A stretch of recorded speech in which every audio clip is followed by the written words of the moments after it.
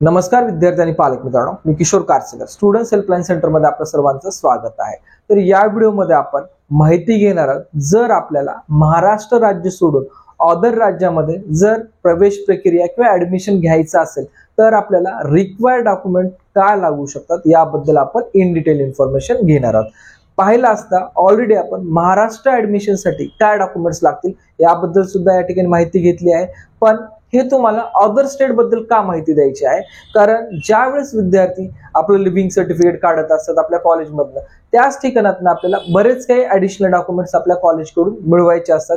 त्या संदर्भात आपल्याला हे माहिती व्हावं यासाठी मी हा व्हिडिओ तुम्हाला पोस्ट करत आहे, की जेणेकरून आपल्याला जर महाराष्ट्रात ऍडमिशन मिळत नसेल आणि कदाचित बाहेरून ऍडमिशन घ्यायचं असेल, बाहेर राज्यात ऍडमिशन घ्यायचं असेल तर लागणाऱ्या डॉक्युमेंट्स बद्दल आपल्याला माहिती असणं गरजेचंच आहे आणि ते डॉक्युमेंट्स कुठून काढायचे याबद्दल सुद्धा मी तुम्हाला इन डिटेल इन्फॉर्मेशन देणार आहे। आणि हे सर्व डॉक्युमेंट्स आपल्याला MBBS, BDS, BMS या सर्व ऍडमिशन प्रवेश प्रक्रियेसाठी लागणार आहेत। तर या ठिकाणी सर्वप्रथम 10वीचा मार्कशीट लागेल, ते तुम्हाला तुमच्या स्कूल मधनच मिळणार आहे। 12वीचं मार्कशीट ते तुमचं जे 12वीचं कॉलेज आहे या ठिकाणाहून मिळणार आहे।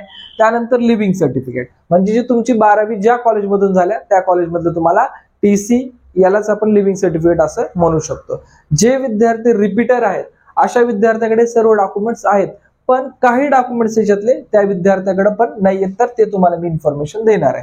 त्यानंतर नीटचं ऍडमिट कार्ड लागेल, नीटचा रिझल्ट लागेल, विद्यार्थ्याचं आधार कार्ड, पॅन कार्ड किंवा any other government identity proof म्हणजे कुठलंही असेल, any other government identity proof आपल्याला लागेल।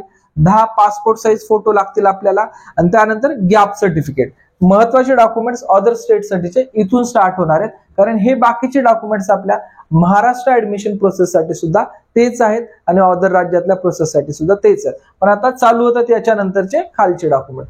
गॅप सर्टिफिकेट ज्या विद्यार्थ्याची या ठिकाणी 2024 मध्ये 12वी बोर्ड एक्झाम झाली आहे अशा विद्यार्थ्याला गॅप सर्टिफिकेट लागणार नाहीये, पण 2024च्या अगोदर ज्याही विद्यार्थ्याची बोर्ड एक्झाम झाली असेल अशा विद्यार्थ्याला आपला जोही गॅप असेल त्या गॅपला या ठिकाणी मेन्शन करण्यासाठी 100 रुपीजच्या बॉन्डवरती ऍफिडेव्हिट करून आपल्याला गॅप सर्टिफिकेट द्यावं लागतं। हे खूप महत्वाचा पॉइंट आहे। नेक्स्ट आहे आपलं कॅरेक्टर सर्टिफिकेट। आता कॅरेक्टर सर्टिफिकेटचा विचार केला तर आपल्याला जे कॅरेक्टर सर्टिफिकेट आहे हे कॅरेक्टर सर्टिफिकेट आपल्याला कॉलेजमधून मिळत असतं। त्यामुळं आपण ज्याही कॉलेजमध्ये असाल त्या कॉलेजमधून लिव्हिंग सर्टिफिकेट काढत असतानाच आपल्याला कॅरेक्टर सर्टिफिकेट सुद्धा काढून घेणं गरजेचं असणार आहे। त्यानंतर मायग्रेशन सर्टिफिकेट। मायग्रेशन सर्टिफिकेटचं जर या ठिकाणी माहिती घेतली आपण तर 2023 पासून जे महाराष्ट्रातले विद्यार्थी आहेत 2023च्या नंतर स्वतः महाराष्ट्र बोर्ड या ठिकाणी मायग्रेशन सर्टिफिकेट उपलब्ध करून देत आहे।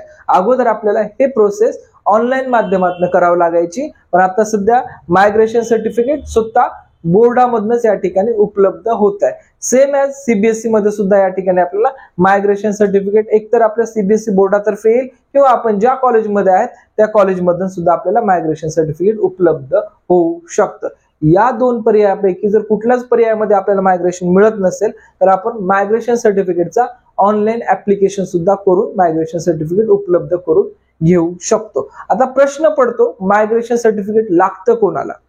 लक्षात घ्या, जर आपण महाराष्ट्रातल्या कुठल्याही मेडिकल कॉलेजला ऍडमिशन घेत असाल तर आपल्याला मायग्रेशन सर्टिफिकेटची काही आवश्यकता नाहीये, पण महाराष्ट्र राज्य सोडून जर आपण अदर राज्यात जर जात असाल तर त्या ठिकाणी आपल्याला मायग्रेशन सर्टिफिकेट कंपल्सरी लागतच असतं।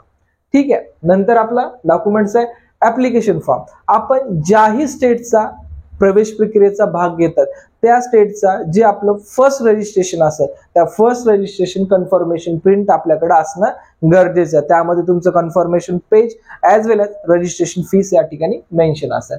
त्यानंतर तुमचं ज्यावेळेस ऍडमिशन कॉलेजला होईल किंवा ज्यावेळेस तुम्हाला एखाद्या काउन्सिलिंग प्रोसेसमध्ये तुमचं एखाद्या स्टेटमध्ये नंबर येईल किंवा तुमचं या ठिकाणी अलॉटमेंट होईल, तर अलॉटमेंट झाल्यानंतर म्हणजे तुम्हाला या ठिकाणी वेबसाईटवरती मेन्शन होईल की तुम्ही या कॉलेजचे ऑप्शन भरल्यानंतर या 10 कॉलेजपैकी तुम्हाला 7 नंबरचं कॉलेज लागलं आहे किंवा अलॉटेड झालंय, तर ते आपल्याला अलॉटमेंट लेटर सुद्धा लागणार आहे। त्यानंतर medical fitness certificate. Medical fitness certificate बद्दल सांगायचं झालं, प्रत्येक स्टेटच्या इन्फॉर्मेशन व्हाउचर मध्ये काहीतरी फॉर्मॅट थोडासा चेंज असतो, तर त्या फॉर्मॅट अनुसार आपल्याला मेडिकल फिटनेस सर्टिफिकेट काढून घ्यावं लागणार आहे. नंतर आपल्याला डीडी पेमेंट, की जेही कॉलेज आपल्याला मिळालं आहे त्या कॉलेजला जर जाऊन आपलं ऍडमिशन करायचं असेल तर आपल्याला डीडी पेमेंट आपल्याला करावं लागणार आहे. लास्टचा सर्टिफिकेट आहे नॅशनॅलिटी सर्टिफिकेट. आपल्या स्टेट ऑफ महाराष्ट्राचा फॉर्मॅट पाहिला असता नॅशनॅलिटी सर्टिफिकेटचा हा बऱ्यापैकी कॉमन आहे सगळीकडे, पण या ठिकाणी ज्यावेळेस तुम्ही नॅशनॅलिटी सर्टिफिकेट काढतात, जर तुम्हाला अदर राज्यात जायचं असेल तर त्या ठिकाणी nationality certificate and age certificate या दोन मेन्शन असलेलं सर्टिफिकेट काढावं लागेल. तेच जर महाराष्ट्रात काढत असेल आपण या ठिकाणी तर आपल्या इथं डोमिसाइल या ठिकाणी मेन्शन होत असतं. तर अदर राज्यासाठी nationality certificate and age certificate जरी आपण काढला तरी मोर दॅन सफिशियंट असणार आहे. म्हणजे महाराष्ट्र राज्य जर सोडलं, अदर दॅन जे आपल्याला एक्स्ट्रा डॉक्युमेंट्स लागणार आहेत याच्यामध्ये आपल्याला एक आहे आपले कॅरेक्टर सर्टिफिकेट आणि मायग्रेशन सर्टिफिकेट. हे दोन डॉक्युमेंट्स आपल्याला ऍडिशनली वेगळे काढावे लागतात जर आपण अदर राज्याच्या काउन्सिलिंग प्रोसेससाठी भाग घेत असाल तर. बाकीचे जेही डॉक्युमेंट्स आहेत ते सर्व डॉक्युमेंट्स आपल्या महाराष्ट्रासाठी पण लागत असतात आणि अदर प्रोसेससाठी पण. आणि लक्षात घ्यायचं आहे, विद्यार्थ्याला प्रश्न पडेल की याच्यामध्ये तुम्ही कॅटेगरी बद्दल का माहिती सांगितली नाही. जर आपण अदर राज्याच्या काउन्सिलिंग प्रोसेसमध्ये जात असू तर आपल्याला कॅटेगरी रिझर्वेशन म्हणजे कॉन्स्टिट्युशनल रिझर्वेशन मिळत नाही.